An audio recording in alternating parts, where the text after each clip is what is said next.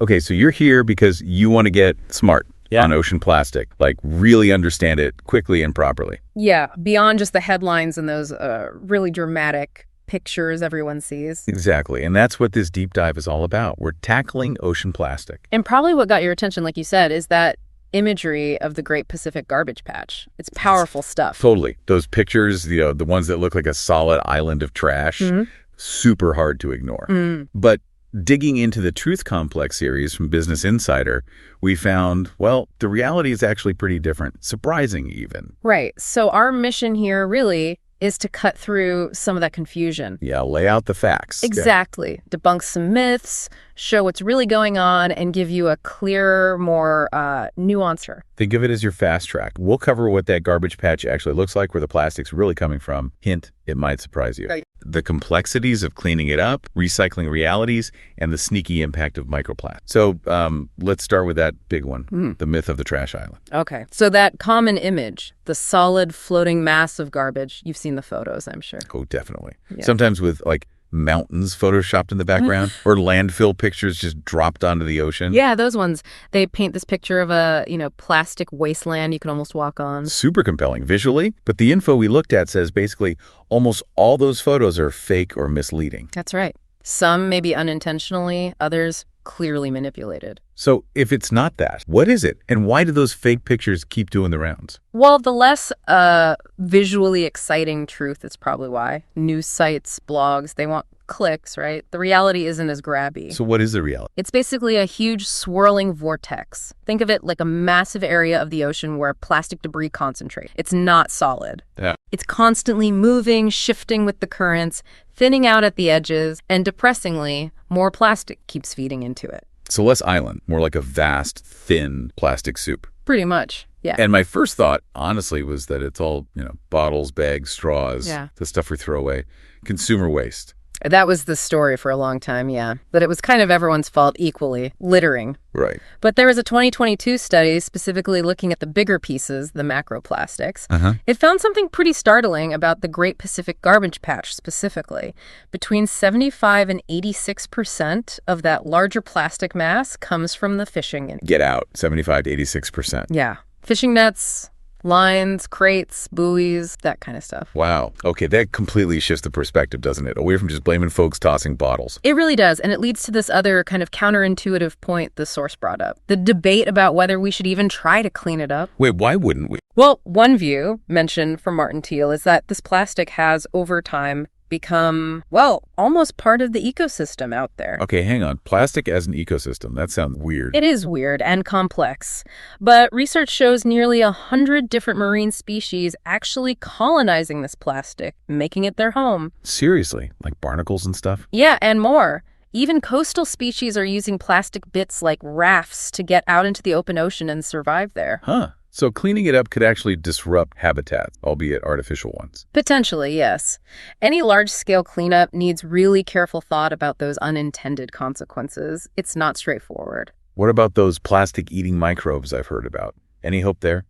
Yes and no. Scientists have found microbes that can break down polyethylene, which is super common. They turn it into CO2. Okay, sounds good. But the amounts they process are tiny right now. Plus, there's a whole other debate because as plastic breaks down, it can leach toxic chemicals. And then there's the risk of those chemicals and the smaller plastic bits getting into the food chain. So it's still very much being studied. Not a silver bullet yet. Gotcha. And circling back to those misleading photos, it's wild that the two most shared ones weren't even from the Great Pacific Garbage Patch. Right. Taken by Caroline Power near Honduras in 2017, much closer to shore, different situation entirely. So people are seeing images of like coastal pollution and thinking that's the giant patch out in the middle of the ocean. Exactly. And here's another kicker. The plastic concentration in the Great Pacific Garbage Patch is actually lower than in many polluted coastal areas. Really? Lower. Yeah, which maybe counterintuitively suggests to some researchers that focusing cleanup efforts closer to the coasts, where the plastic is more concentrated and maybe easier to get, could be more effective. Huh. Okay, so the garbage patch, while huge and a problem, is kind of exceptional. Mostly fishing gear way out there, hard to clean,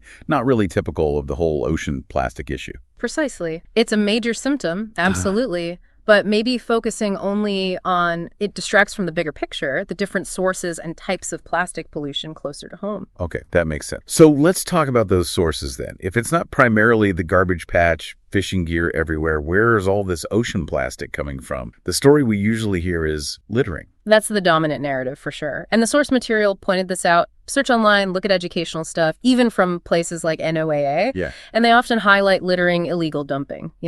Put your trash in the bin, don't recycle wrong. It puts the onus on individual actions. Feels like it's our fault for not being tidy enough. Right. But then you look at the actual data, like from the European Environment Agency or OECD graphs they showed.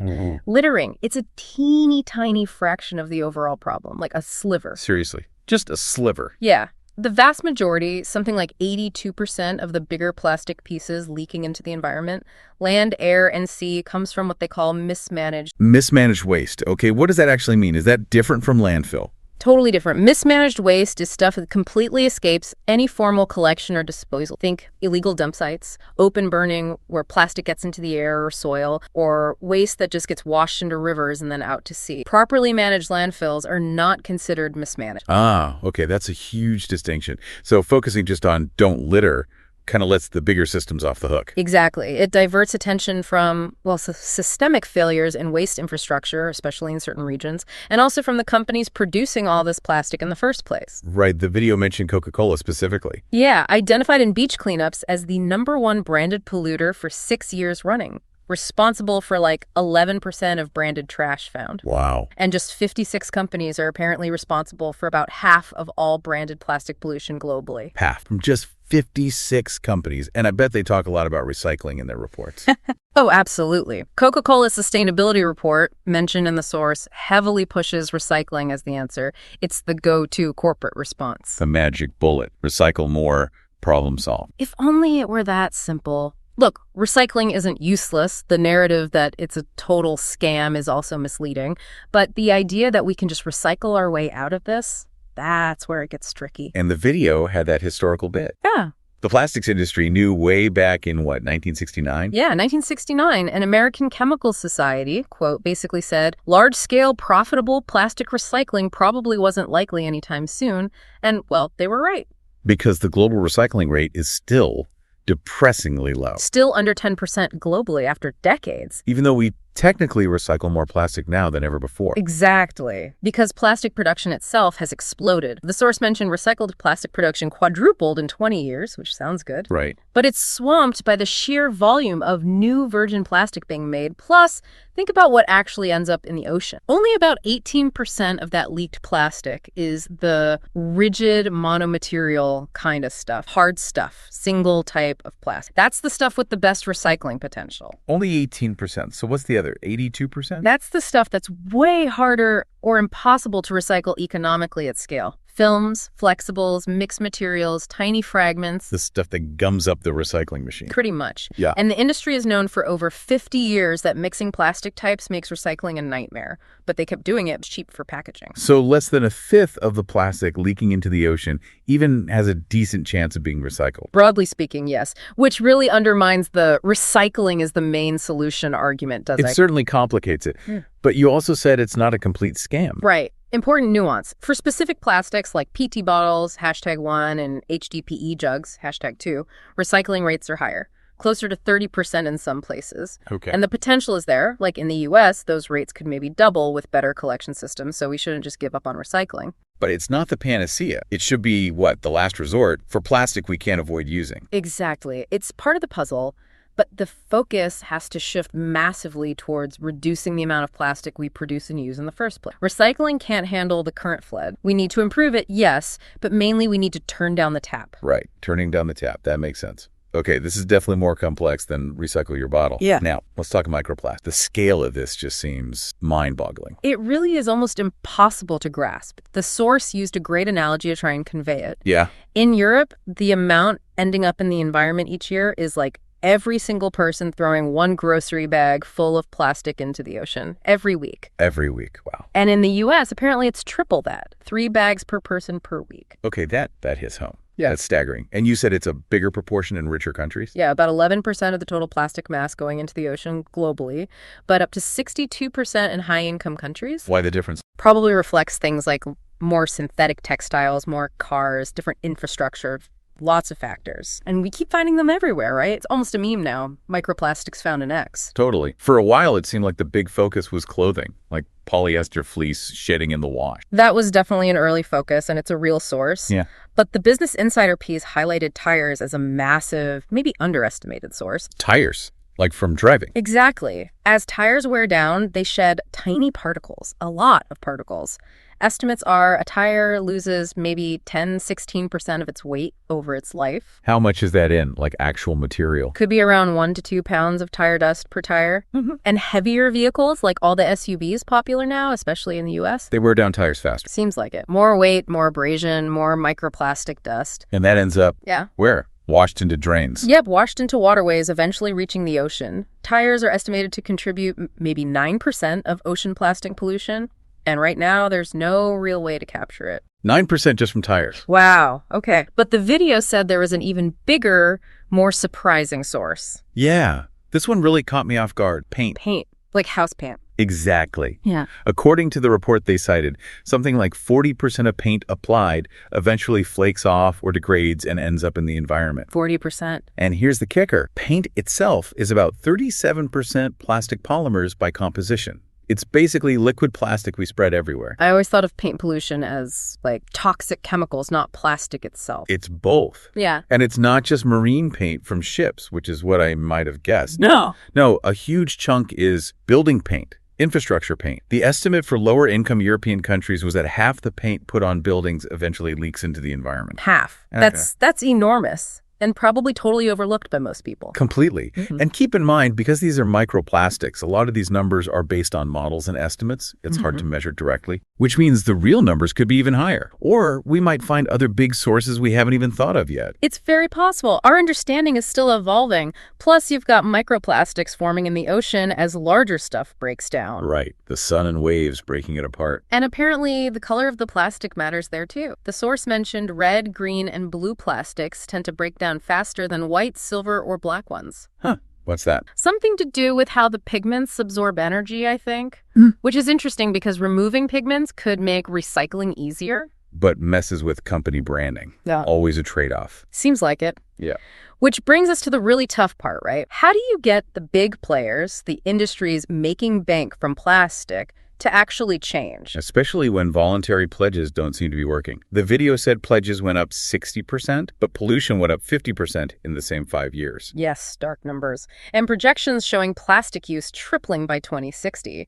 Voluntary clearly isn't cutting it. But there was that UN resolution in 2022 to end plastic pollution, and treaty negotiations happening now. Yes, that's potentially huge, a really pivotal moment. The key push from scientists and many countries involved is to actually reduce overall plastic production, cap the source. Seems logical. More plastic made equals more plastic pollution eventually. You'd think, but apparently that's controversial. The data is clear, though. Map plastic production since 1950 against ocean plastic levels, they track perfectly.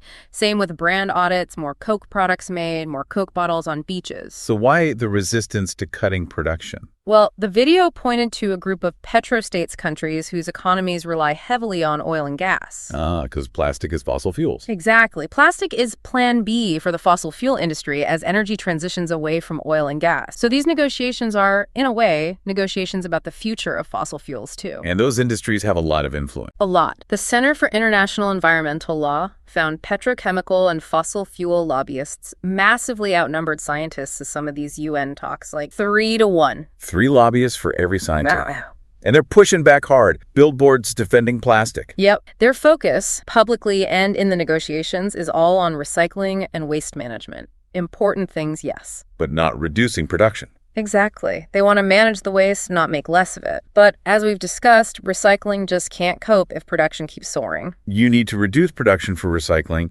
to even have a chance of working effectively. That's the argument. And there's a second key demand from scientists and activists, too. Simplify the chemical cocktail in plastic. How many chemicals are we talking? Around 16,000 different chemicals used in plastics currently. Most are barely regulated, if at all. 16,000. Yeah.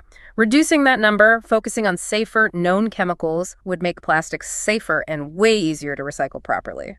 Makes sense. But hearing about the lobbying power and companies like Dow still planning major plastic production increases, it's hard to be optimistic about this treaty making real change. It definitely highlights the scale of the challenge. The outcome of the treaty is still uncertain, but those expansion plans show the direction industry wants to go. It's a massive uphill battle. Okay, so wrapping up this deep dive, it's clear the ocean plastic story is way more complicated than just those shocking garbage patch photos. The images are often misleading. The main sources in the patch are fishing gear, but globally it's more about mismanaged waste systems. And individual littering, while bad, isn't the biggest driver. Recycling helps a bit, but it's no magic fix, especially with current production levels and material types. And then there's the whole world of microplastics tires, paint being huge, often overlooked sources, a massive, invisible problem. It really feels like the focus needs to shift from just individual actions to these bigger systemic issues, industry responsibility, and waste infrastructure. Absolutely. It's complex, interconnected, and demands looking at the whole life cycle. From production. Which leaves us with something to chew on. Given how tied plastic production is to the fossil fuel industry and the power they wield, where do you think the real leverage points are for driving meaningful change? Is it the treaty, consumer pressure, investment shifts, something else? Or maybe thinking about those microplastics, the paint, the tires, the stuff we're still discovering. What kind of research or innovation do we desperately need right now to even start tackling that invisible flood? Lots to think about. Indeed. And if you want to dig even deeper, the original Business Insider video and its sources are a great place to continue exploring.